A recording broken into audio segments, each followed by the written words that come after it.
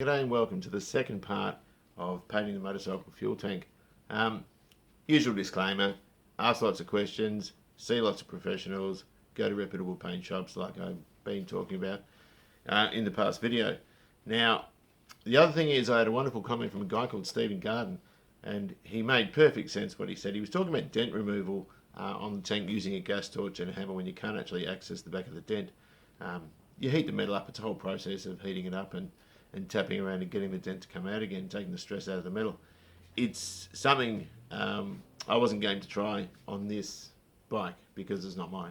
It's I do want to try that technique. I've got this door here which is the skin's all over the joint.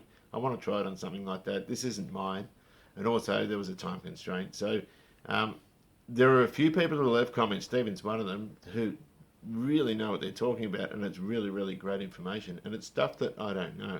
Now, he explained it in that comment. If you read in the comments of the first one, have a look at it. He explains it flawlessly. Absolutely brilliant.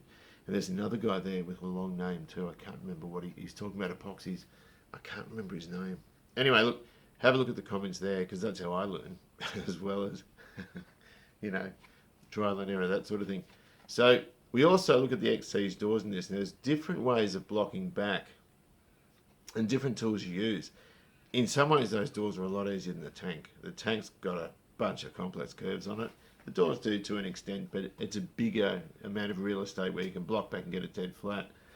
The other thing is, at the end, we've got the tank in high fill. It looks flawless, but of course, once that dried, and I was sitting here, it was at night time and the back lights are on, I could see imperfections in it still, so I ended up redoing the doors a few times. The tank, and the doors, the tank and the doors. Anyway, look.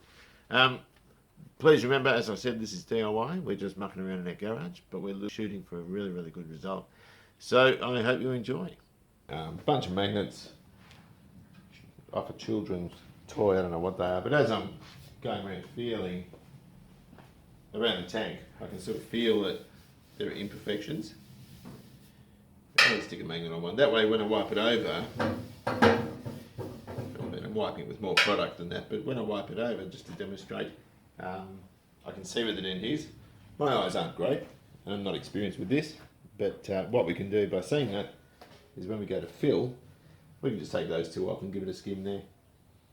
Now, a lot of shows, they actually, if you look at the doors behind it, they're doing those at the same time, and a lot of shows will actually cover the whole thing with a skim of filler, and then block it all back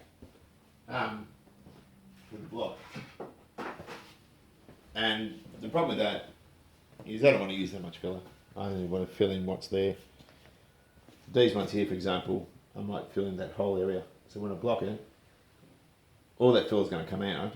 But if there are any other lows around it, they'll show up. I don't think there will be. I think they're too small to have caused any rippling or anything like that. But we'll fill it. We'll have a good feel around and see how it is. But that's a visual thing I do. They're just little kids' magnets.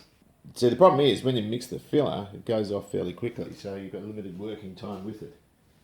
So you sort of think, yeah, I know where everything is, and then of course, you've got the filler mixed up in your hand, you go, oh, hang on, where was it?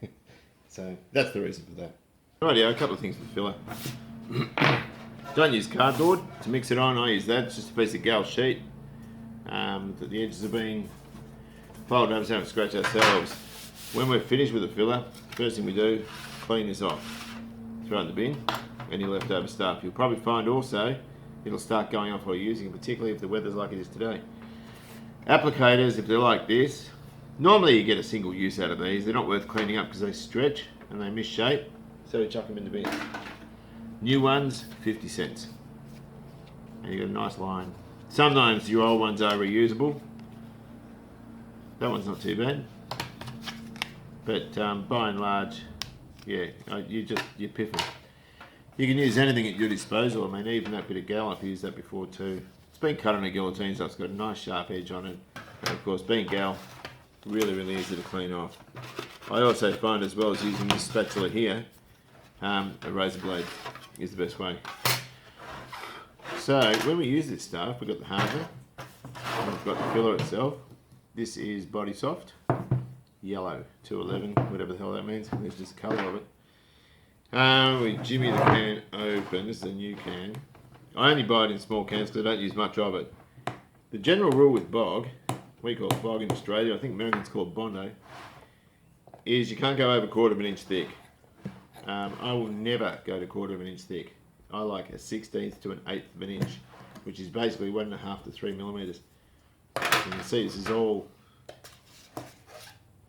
oily on top. Sometimes it separates in the can. Oh, this is not a good table, but I've run out of bench space. I'm just going to mix this up. It smells gross, but it's strong as strong. It's not a good smell, really. It's a toxic thing. Now, the way this works, given that it's got a hardener in it, this is a 2-pack product, so you can't put it on top of a single pack etch primer. The only etch you can put it over is that 408 stuff I was talking about in the last video. But you don't dare stick it over single pack etch. People complain about filler on bare metal. Don't forget, they say promote rust. The only way it's going to rust is if your metal's not sufficiently clean before you start, or water can get in from the other side, or moisture can get in from the other side. The C-pillar on the XW was like that when I first got it. I managed to eradicate the rust, get rid of it. But don't forget, cars are like anything, they rust from the inside out. So if you don't use a 2-pack etch on your sill panels, who cares? Because they're going to rust from the inside out. Let's stick a bit down. I'm just going to start with that. And we always put the lid back on after I've cleaned the rim because we made a mess before. Now I'm going to get this stuff on my fingers, it doesn't hurt you. You're probably not supposed to come into skin contact with it, but I can't avoid it because I've got to put it around the neck of the motorbike's filler. Put that down for now. Here's your hardener. That's quite going to stay nice, and that's going to stay nice and soft until we harden it. I'm just going to put in. Great. How clever am I? Don't you think I'm clever?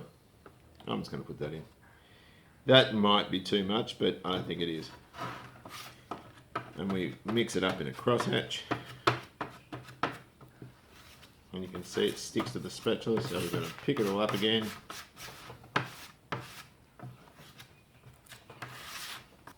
To be quite candid, I honestly don't like talking while I'm doing this because it takes my concentration away. So I'm just going to stick a bit there. I'm keeping away from that line. And we've got another one there. Sometimes for small stuff like that we can use this little guy here. Painters will cringe because it's a house tool. But whatever we put on we can take off. We just don't want to take too much of it off because it's a pain in the neck to take off.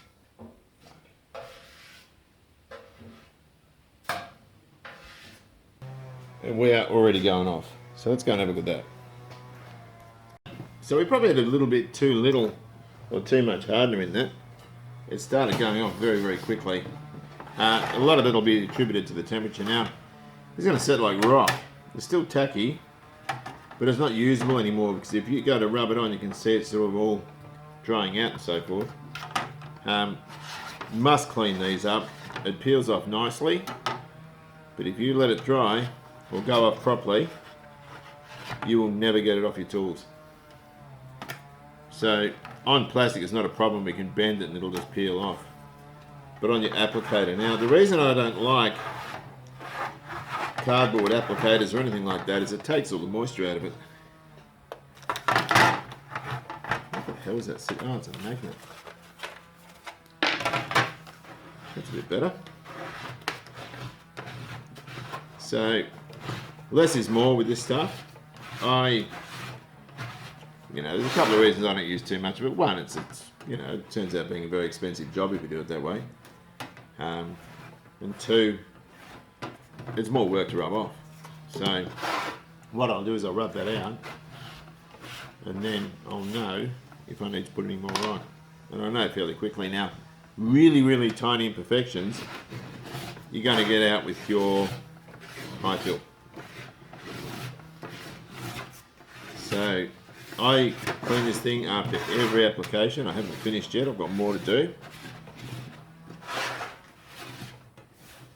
but that can dry now. That'll go hard as a rock. It'll heat up. You'll feel it get hot as the chemical reaction takes hold. So looking at the bike, a few rough edges in our application, but we can't avoid that. I'm just going to run along while the bog's still not fully cured, or the filler I should say. I've got that pretty good down there, so that's fine. Just big lumps of it that are left over. You can actually trim off with a knife, or in this case a spatula. I'm touching metal again, but it doesn't matter now. I've got the filler where I want it. The next stage is to let that go off completely, and we'll start blocking it out. I've just seen another frigging dent. I think there's another one there. I've missed that. But you know what? It's all good. Stuff like that happens. So sometimes when you've got a few dents in a localised area, this is where I welded the patches in here and over that side. I'm just going to fill that in too and do the whole thing in one length. That way it's going to end up being a bit better, I think. But just before she goes off, let's cut some of the rough off. Saves a bit of sanding time. I'll probably end up having to do this again. I'm just sort of blocking out some of the fill I put in, just a bit of 80 grit just to get the shape. Just going along it sort of one way and then sort of changing direction. Come back the other. Just so we got a very vague line like this, not a sharp one like that. That could still be low there. I don't think it is. But it's looking like it might be. I can still feel it though, so that's not done yet. So I'm going to go around. I'm just doing a very rough thing, just so I can see. I don't need any more there. That's all good. That's going to be fine. I'm leaving a little bit of meat there because I'm going to hit it with some softer filler, if you know what I mean, or some finer paper. Sorry.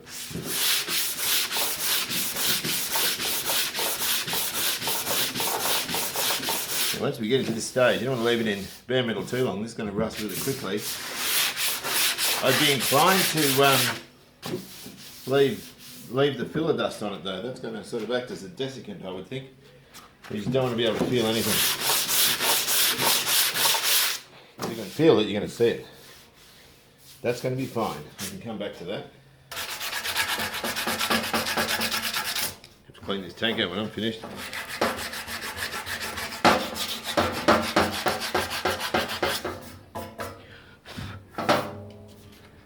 We're going to get that dead smooth. That's going to be good. There was just a bit of brazing there, which looks a bit untidy. But there were some small dents. Can you see that one? Yeah, you can. That's going to be fine. There's a tiny bit of material left there. I can feel it's a little bit high there, so that's cool. These ones here, everything's cool. Everything's good. Tiny bit high again. I've left some meat there. I might... It's not, when it's running over here, it's not actually running out to the metal. If you know, it's not actually petering out to nothing. I might have to add a tiny bit there and a tiny bit there. You can see there where it hasn't hit. I've gone this way, I've gone that way, I've gone that way, come back here. I'm not hitting there, so we need a tiny bit there, tiny bit there. That's going to be fine. I'm pretty happy with that. A tiny bit of a touch up. Alana's here because I've got to take her driving. And we're just going to persevere. But the same sort of thing applies whether it be a car or a bike. This sort of thing's easier on a car because it's flat and I can use a big block. And the bike tank is full of complex curves. That should be enough. This stuff goes off pretty damn quick too. I'm just going to get that ready. I don't think I'll need it. I think I'll just use this little one because I'm only filling in pock marks, bits and pieces like that. Oh, did I get muck in there? What we want to do is we want to fold this in. If you do this business, which you can, you'll find it aerates, particularly the main types of fillers. This stuff, we're just going to fold in like that. Right, so we're still working away. Here's our bike tank, and I've got little ticks where I reckon it feels absolutely flawless. You'll see, it's probably not good on screen. Hang on a second. Over here, there's a little bit of paler fill. That's a fine fill. I'm still worried about that on top. And we've got a low down there. I'll put a cross on that just to remind me.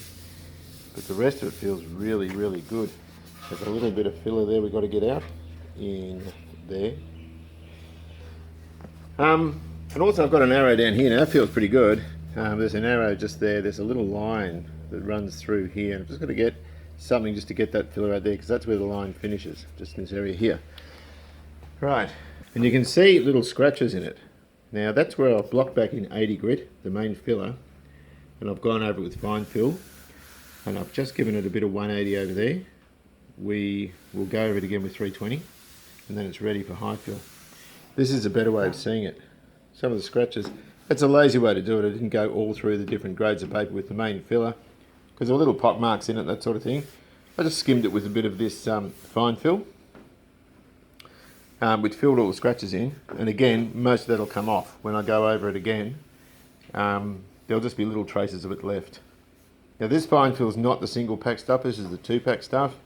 It's more stable and doesn't shrink back. Now we've got to get this line in here right, and or this shape. And I'm just going to make a template because I'm having trouble getting it all good. Just sort of made a rough shape in a piece of cardboard. I had a live pencil on there.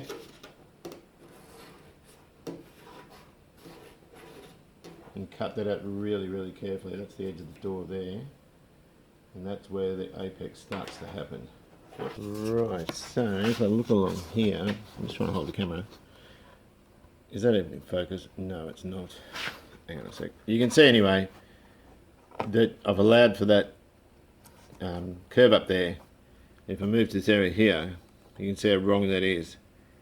It's filled in there's airspace around it, so we've got to hollow this out more to get it the same as that. So sometimes you have to make little bits and pieces to affect your repairs better. So now my trusty DuraBlock is really good for getting these sorts of things level, like this, and we can go this direction, that direction, this direction. We change directions with it to get it all level. For these bits in the centre, using something rigid's fine if it's exactly the right shape, but this sort of thing isn't going to really cut it. You'll get it flat, but it'll be hex and you won't get the shape right. This is another block. Now there are a bunch of these available. This is from Milsom again. They had a whole rack of them, different amount of flex in them, and slightly different size. This is great because it's good for the motorbike tank. I can get just the right curvature I want with the paper on. And for this as well. Now, this is an old bit of paper. I'm just going to demonstrate with it. I can stick that in there, and I can actually feel really well with it. Now, coming off there, to get this curve right, there's a radius here. And I've got it quite sharp there, which I don't care about at the moment, because I've got to finish that off.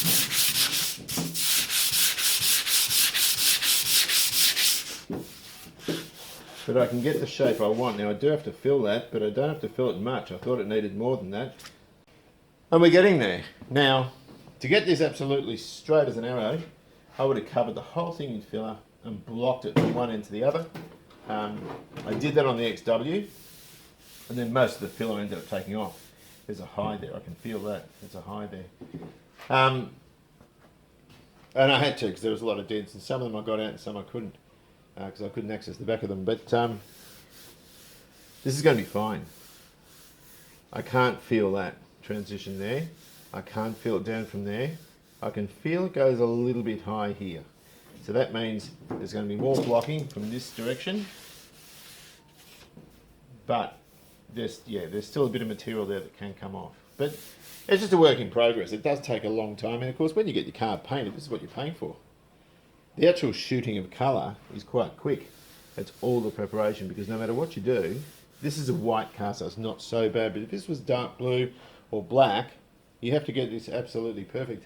And of course, then there are people that are going to look along it anyway, and they'll see that.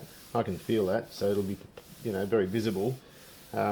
If it's parked next to a sleeper wall or something with lines in it, you'll see it straight away. You can see how much it's thinning out. That doesn't feel so high anymore. But it'll also determine how much I put in here. I got this from Murphy's Mitre 10 in Ringwood when I bought my first house. There was a lovely old guy in the paint department there, and he really, really knew his stuff. And the first time I went in there, he picked it up. It was a novice, and he said to me, right, I'm going to recommend this to you. Buy it. I said, what for? He goes, just buy it. You'll always use it. And guess what? He was a wise, wise man. So that was back, gosh, 1991 or something. Ooh, just dropped it. Anyway, mostly what you do is with feel, like being a mechanic, you sort of, you run along. If you can feel highs, you sort of deal with them, or lows. At the end of the day, you're getting a straight edge. I can't see this. Hang on. That's pretty good. That's actually really good. And I'm just going around checking that radius. Same with on the top. I'll try and lower this a bit so you can see. It did look a bit high there. Hang on a second, let me have a look. So we've got a... I just did this and I shot it and then realised the camera's off.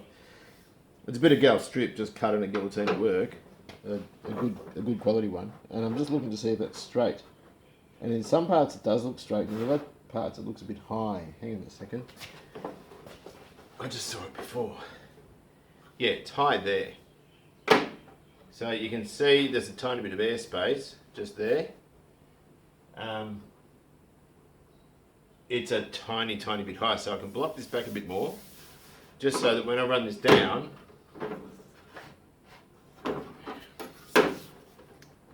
that's pretty good. When I run it down, that it's not bad. In fact, I think I've got it straighter than it is up here. So I've done this the quick way. That's all good. It sort of falls away here a bit. I've just shaped it with 80, which is normal, but I haven't gone through all the papers. Now, if we go all through the paper grains or grits, so start at 80, then go 120, then 180, then 240, that's a truckload of sanding, which I don't want to do. I've literally shaped it with 80 and gone over it with fine. There's a House of Colour bloke that reckons that's the way he does it, and I've always done it that way. And then shape the fine. There's only, you can see here, there's a couple where those scratches were, and there's a little bit of fine there, there's some fine down here. These were out, these were really out. This door much worse than the other one. But that way, by taking back your fine, I've done the coarse in 80 grit, and then I've done the fine in 180. Which is, yeah, 180. So what I'm going to do is I'm going to give it another pass over, say, 320. And that will get all those scratches out, and whatever's left, the high fill will take up. So that's how I'm doing it. I'm not going through all the grits with the main filler, just 80, followed by 180 on the fine. Maybe a pass over with some, even 240 would probably do it, but I'll go 300 grit, around 280, 320, something like that. Depends what I've got here. And I reckon that's going to be fine, but I can't feel any of that transition there. That's all smooth as silk, which is what I want. Now, we have to make sure, like those feathered edges here, if we're too heavy with the edge, it could key that. It could make a mark there. So we've got to be really careful with the edge and just etch prime the bare metal as best we can, and then go over the whole thing with a high fill. We're not doing too bad. We've got all that spot on down there. That's beautiful. Bit of fine around the cap. A few pock marks there. This is actually quite complicated because it's curved all the way down. This is quite a flat curve, and that's rounded as it gets down toward that part there where the seed was rubbing. That needs to be right. I'm a bit nervous about that, but that's all good. Around the side, perfect, really bad. And we've got to put a bit of fine in there too. So it's all getting there. I'm actually really happy with how it's going. Just, we're not there yet. Right, so let's talk about guns. And I'm not talking about firearms or muscles or boobs or any of that sort of crap. I'm talking about paint guns. One of these guys. Now, this is a gravity-fed gun, and I prefer the gravity-fed guns. And the reason for that is when I'm using it, I can have the airline still attached, stir up my product, top it up, and I'm off again. It's really easy. This is an HVLP, a high volume, low pressure gun. Low pressure is great for around here because you get less overspray and all that sort of stuff. Now, I'm going to put some eBay usernames on the screen, and my advice to you would be not to use those sellers because they're selling stuff they haven't got in stock. I ordered a touch-up gun, and if you've seen any of my last videos or previous ones, I use a little blue, it's a little Chinese gun, pretty rubbishy, but it did the job. Now, that failed, and last October I looked for another gun, and ordered one, it took 4 weeks, never showed up. I got a refund and went to another one. Another seller, same thing happened. And they're putting themselves down as local sellers with X number in stock and they haven't got them. They're selling stuff they haven't got, which is just a pain in the neck. So stay away from that. I ended up going back to Further Gully, to Milson's, and buying this touch-up gun here. It's a great piece of kit. I haven't used it yet, so I'm sure it is. Comes with two different setups, a 1mm and a 1.2, which is your little, I can't remember what that's called now. And of course the needle that goes in the back here. Now, the thing I like about this gun is it's got quite a large pot and it is a touch-up gun. It's a much smaller unit than that full-size one that's next to it. I'm going to ditch that for a second and talk about these. This has got a 1mm needle setup. This has got a 1.8. Now, the problem with using these sorts of guns on small jobs is you get a lot of waste, a lot of overspray comes out, and of course, once that's happened, it's gone. You know, where these you can concentrate on small jobs. So I'll etch the motorbike tank in this, with this one. I've got more control with it. Now, these are fantastic little things, but the technique to using them, I'll show you when I do it. A lot of people do this sort of thing, which means you're going to get a lot of product in the center and not much on the outside. You have to keep it in a linear fashion when you're using it. On, off, on, off, on, off. So that way you don't get a whole lot of product at the edge either. So it's a technique to using them. And there was something else I wanted to mention about these two guns. The other thing is, when you use these, they're very easy to fill, as we've mentioned, but you do have to do maintenance on them. You have to keep them clean. Now this one's not clean enough, but it has had a lot of use. I've done quite a few jobs with this. Of course, it's this valve in the top. There's a little air hole. Now what'll happen if you don't keep that clean, and that will get dirty, is it'll appear that you run out of product as you're using it, and you'll take the lid off, you'll look in there, there's plenty of product, you put the lid back on, whoa, you put the lid back on, of course it'll run out again because you're creating a vacuum in there and the product can't get down into the air stream. Now, when you take the lid off, of course, it refills with air and it seems like it works again. That's a pain in the neck if you're midway through a job, particularly if you don't know what's happened. And this one's the same. Now, you could probably get away with that using that little cap in there altogether anyway, and I probably won't use that. I'll probably just leave that open. But of course, it's there and it's supposed to be used, and the hole is tiny. It's just in there. Now, products like primer contain a lot of particulate in them for giving particularly high full primers. So, you know, they do clog up guns very, very quickly. So if you're priming with them, you prime, and then you clean the gun straight out, because otherwise all that sediment will sit in here and it'll block it up. The cost. Now, if you're a qualified painter and all this, you're not going to be using guns like this. You're going to be using professional guns. These are very, very good for what I do, and they can do a beautiful job. These ones, this one retailed at $110. That was about 5 years ago. Now it's probably a little bit dearer, I'm not sure.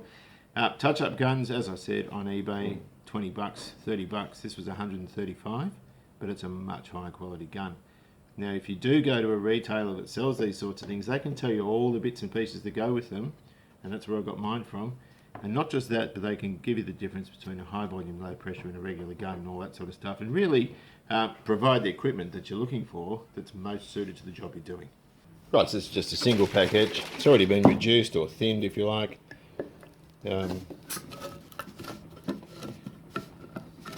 Good idea when you knock the lids on these is to throw a rag over the top and then knock it down so you don't get paint everywhere. I always knock holes in that inside there too. Some people will tell you can't do that, but it's rubbish, you can. Whoa. Oh, that needs a good stir. I'm just going to throw a bit more thinner in there just to reduce it a bit further.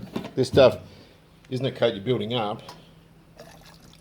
It's very, very watery, and all you're doing is just covering the metal. I'm not going to go too thick with this stuff. That'll be it there. I'm just going to lick over the metal, and I'm not going thick around where the filler is too, because it can interfere with that. Right, we've just etched this. There's still wet bits on it, you can see. And I've gone very thin over where the filler was, because I don't want it interfering with that. Particularly the transition where the filler meets the side. Bit of muck in it there.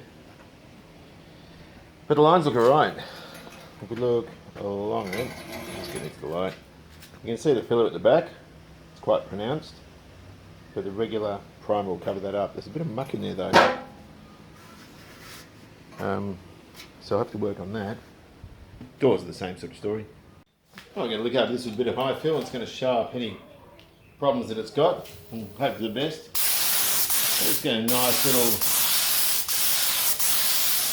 even coverage over it.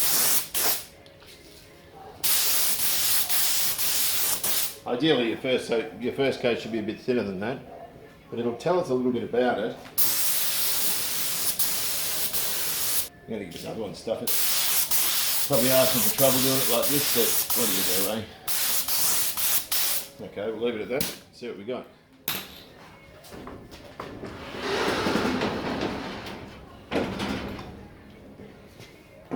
Look along that reflection. Now I've put that on wet to show any stuff ups, particularly where we filled, and that looks pretty good. And I'm looking at the fluoro. The fluorescent light will tell us everything about problems. That is very thick. We don't ever do this. Put a coat of, a first coat of high fill on that thick, particularly when we miss a bit down the bottom and when we drop our bolts, but it tells us a lot. And I wanted to illustrate that. I am actually really happy with the repairs on this bike. Really happy with it. That's absolutely brilliant. So I'll let that go off. I'll give it another couple of coats and then we'll sand it back. We'll block it, and the we can then start looking at colour. I'm just trying to do it at the same time as these stupid doors, and they're not bad. Aside from those little issues, the doors don't look bad, but the bike is the thing I'm really fussy about. If you look closely there, let me try and get a reflection of it. I can see some pock marks. They're there. Can you see those? Yes, you can. I would be inclined to use the fine fill on that, the 2K one, not the single pack one, and just literally push them in there and just rub them off. There's a couple of little mark there. Get into the light, there it is there. I can rub that out, that's a piece of cake. We've taped up the filler, and we've also primed underneath. So all things considered, this tank is looking brilliant. Even though we can see reflection on there, the black is going to be the thing that shows up every single stuff up. And I think I can already see one here. Hang on, can I touch that yet? It's still very wet. I think that needs to be, where are we? There. I think that might need to be addressed. It just looks a bit high there. I can't feel it properly. But can you see that ridge? I'm looking at the white light at the edge of the tank. If we come across, there's a ridge there, right there. I need to rub that out. But aside from that, it's all looking pretty good. So on that note, I think we'll call it quits for this video. Hope you've enjoyed it. I'm going to touch up down there because it's annoying me. But in the next one, we'll look at colour, I think. But I'm fairly happy with that the way it is. Anyway, take care of yourselves. See you later.